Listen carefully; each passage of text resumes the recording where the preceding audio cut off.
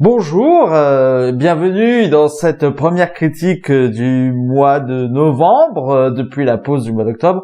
Je suis désolé si... Attends, c'est pas ta première critique, t'en as fait une avant.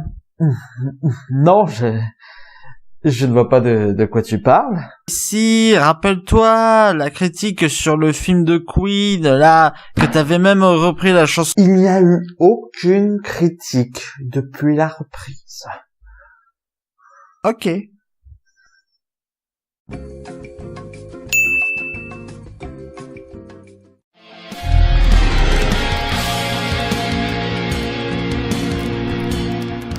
Saltant à l'hôtel El Royal, film de Drew Goddard qui en est aussi le scénariste. Avec Jeff Bridges, Dakota Johnson, Jon Hamm et Chris Hemsworth. En 1969, 7 étrangers ayant un lourd secret derrière eux se retrouvent à l'hôtel El Royal. Leurs secrets entremêlés vont tout de suite apporter quelques problèmes. Que dire de ce film? Dans l'ensemble, il est plutôt pas mal, mais il aurait pu bien mieux faire. Il y a plusieurs domaines dans lesquels le film est irréprochable, notamment son montage avec sa musique qui donne un rythme très particulier, même si on peut regretter que c'est une musique préexistante. La mise en scène est également excellente, elle arrive à exploiter tous les domaines qu'elle veut exploiter et à apporter un message sans pour autant dire ce message. Je pense notamment à la scène des couloirs qui joue très bien avec les reflets.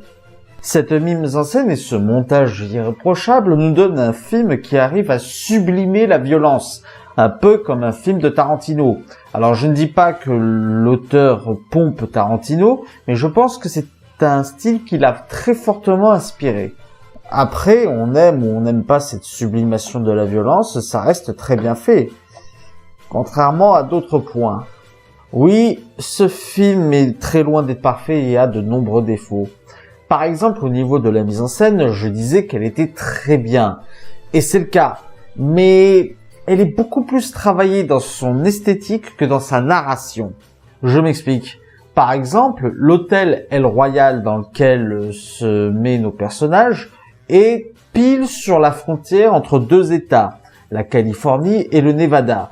Et je me suis dit que ça aurait pu être un point narratif très intéressant, le fait que n'importe quel criminel puisse passer d'un état à un autre.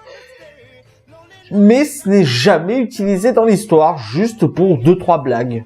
Ça, c'est le gros problème du film, il est beaucoup plus travaillé sur son esthétique que sur son scénario. Du coup, on a plusieurs facilités scénaristiques qui viennent de nulle part. Et ça ne m'aurait pas gêné si le film aurait assumé un côté divertissement, mais il cherche à être réellement profond. Chacun de ces personnages parle d'un thème social assez fort, comme le racisme, le sexisme, les sectes, le traumatisme post-guerre, etc.